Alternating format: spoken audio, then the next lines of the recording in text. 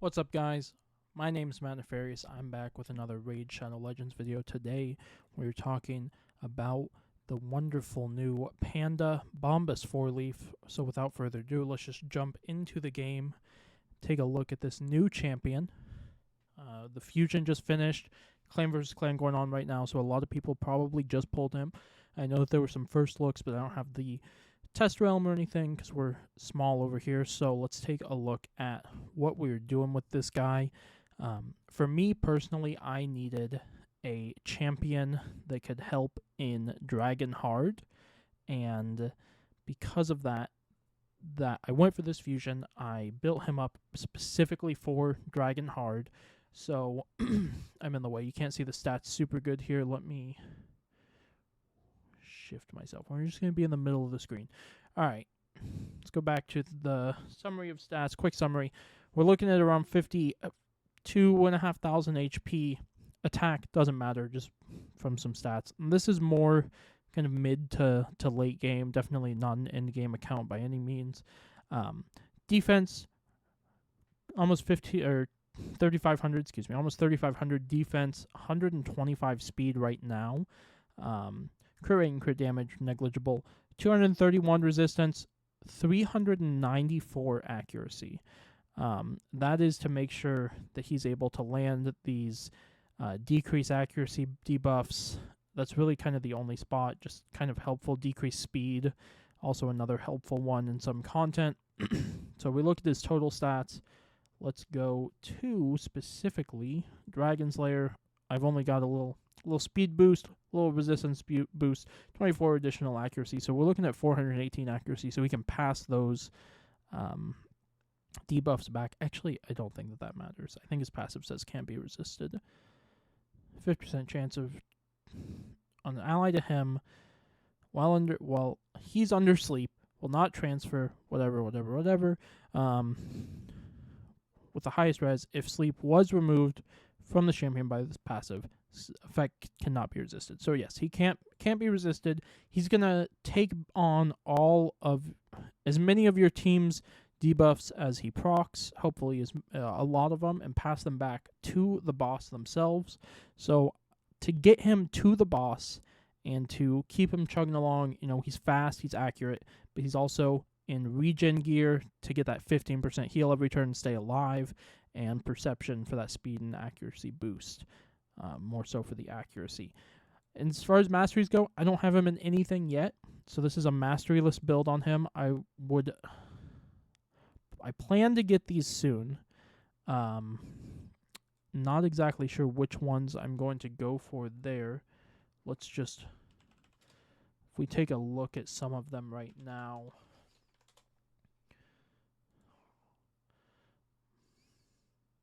We've got wave-based content. Probably, if we're looking at the Hell Hades site, probably down the defense support side of the tree, potentially ending an Eagle Eye. That's going to work in both PvP and PvE content if you choose to use him there. So let's take a look at this team. We're going to go into hard 6, and we are just going to start this. I guess let me talk about the team a little bit.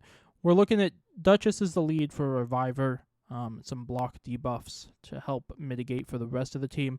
Forgoth keeps everyone alive. Artak actually kills the things. Imic also helps keep everyone alive. And then, of course, Bombus, super important. If you haven't seen other Bombus videos, he needs to be in that last slot. So you're looking at the way that slots work is 1 being Duchess, 2 Artak, 3 Vogoth, 4 Imic, 5 Bombus. So he needs to be in that last slot. So the order of operations lets him take the debuffs before he gets awoken when it's an AoE attack, like by the dragon. So, without further ado, let's get this started. Now this run's going to take a while, so I am going to let it run, speed this up, and then we will come back when it gets to the boss. Alright? So I will see you all then.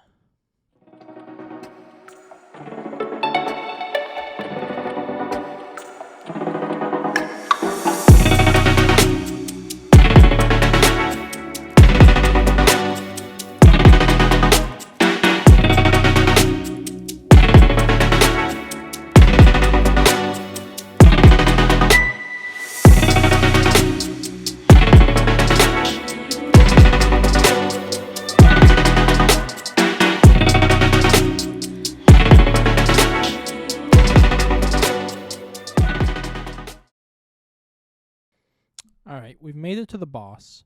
So now we're just going to let it run. You see right there, Bombus took a ton of poisons. He's going to put himself back to sleep. And hopefully, if we did this right, he's going to wake up before the dragon. The Scorch triggering helps us a lot. He woke up, but he didn't transfer them, and I don't know why. Maybe it's because of Scorch. I've run through this a couple dozen times now, optimizing this. Obviously, block debuffs is kind of counterintuitive here in this build, specifically with Duchess. But she's the tankiest reviver that I have. I have seen like ideas of going with Syl so that he puts on more of those debuffs himself. But so far, this is what I've got. He puts himself to sleep. The dragon should... Oh, he's going to Scorch again. The dragon should here soon. Okay, I guess for some reason he wasn't. He was just barely not asleep. So he may need some more speed in his build. It's kind of embarrassing right now what we're going with. There we go. He took all of these again. Maybe it's because they tick down. So he's... Oh no, his buff bar is full. He can't put himself to sleep because he's full of debuffs and buffs. Give himself more accuracy. He's taking on too many poisons.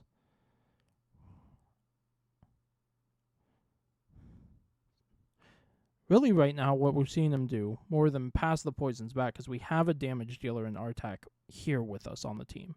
What we're seeing Bombus do specifically is just tank all the poisons for the team. You know, if poisons are coming out, if block debuffs isn't up, he's grabbing every poison and he is tanking it for the team, keeping the team alive, making it so that Duchess doesn't have to use revive as often.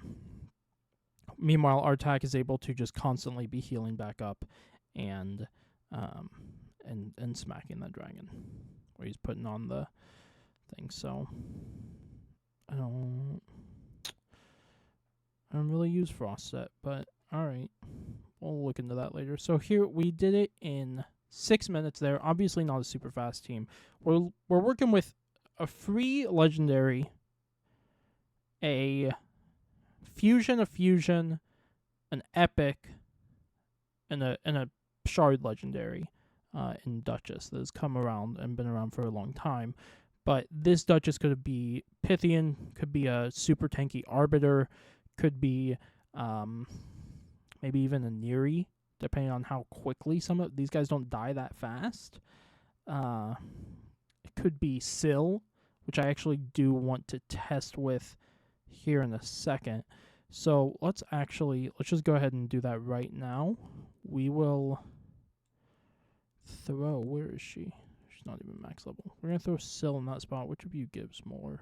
I don't know why he only gives 25%. Maybe he was too strong. It's all about that extra 5%, you know? That's right. So let's try it. Imic's going to be in the lead. We're going to throw Syl on the team. We're going to run it, and we will see what happens. It may fail spectacularly, but we shall run it and see. So I will get this started, and I'm going to disappear again while this runs, and we'll speed this up. All right, so we've made it back to the boss. Bombus is asleep right off the bat. He's going to tank 1,000,000 poison debuffs, and he is, for some reason, not able to put himself back to sleep. I don't know what part of this is stopping him. Like, what part of poison debuffs is stopping him from putting himself to sleep? Because the poison ticks at the start of his turn.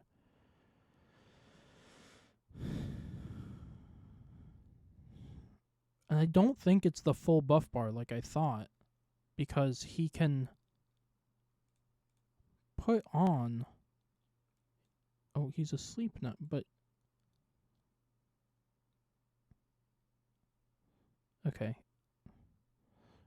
I mean, if anything, what we're seeing, once again, is that he's just tanking all of these big poisons, keeping the rest of our team alive. Up until there. Up until they all died.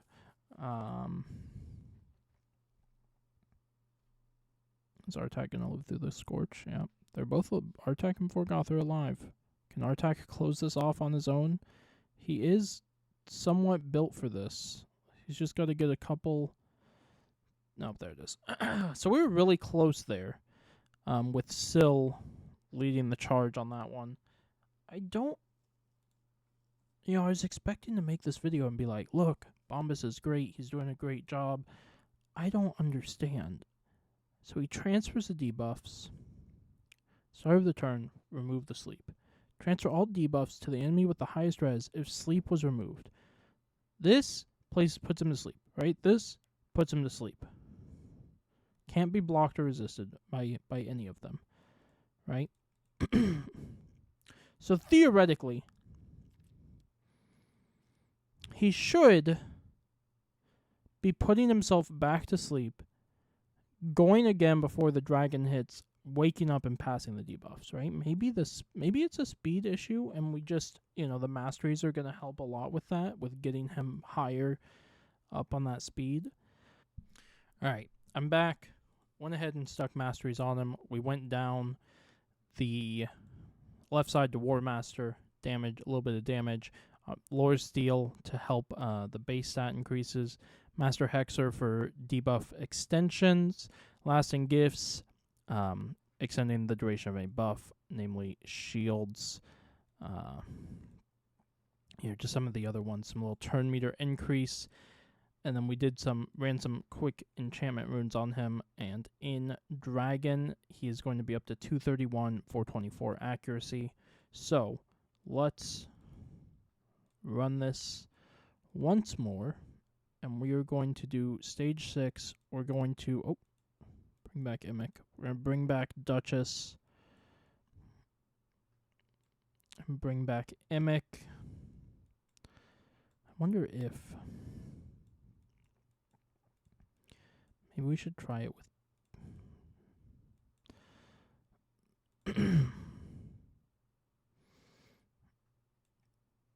Alright, let's run this and see how this one goes.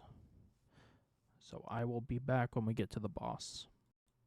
Alright, so we've already seen during the wave content that Bombus is operating faster, a little smoother, putting out bigger shields, growing those shields that Immick puts out as well. So, let's see, right there he tanks all of the poisons. Now he should... I'm gonna need someone to explain it to me. Maybe Saf can make it make sense. Why can Bombus not put himself to sleep when he's got a boatload of poison? I've seen him do it in this build. I've seen it happen.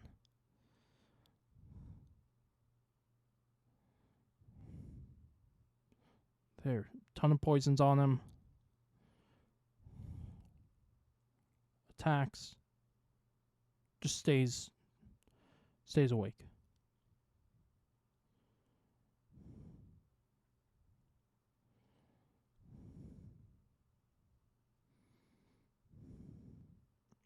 I don't fully understand. If he had any debuffs here, he would have transferred them. There, the debuffs get blocked by Duchess.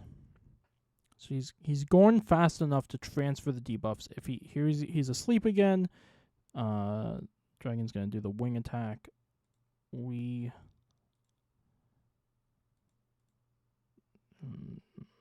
think he's gonna do the Scorch after this. Yep, there goes the Scorch. Bombus attacks, puts himself back asleep. Emeka does his thing, taunt and everything. So no one dies. Bombus is asleep. He has blocked debuffs up again. Debuffs are going to get blocked.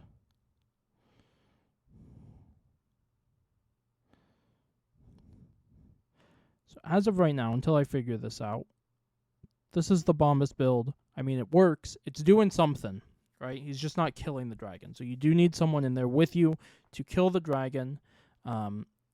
arguably he could just absolutely be replaced by someone that strips debuffs rather than absorbing all of them and then tanking it. So I don't know. He did do. I mean, Artak obviously did most of the damage. Bombus did the second most. I don't know if that changes anything. Maybe probably from War Master procs. Honestly, that looks like a couple War Master procs worth of damage there. But that's it. I like him. He helped clear Skinwalkers 21 for me. He's a force to be reckoned with. I do like the ability to absorb the debuffs, but I don't know why he can't put himself to sleep when he's got poisons on him. So we'll have to look into that. Until next time, though, y'all. My name's been Matt Nefarious. Thank you so much for joining us today, and I hope to see you soon. Goodbye.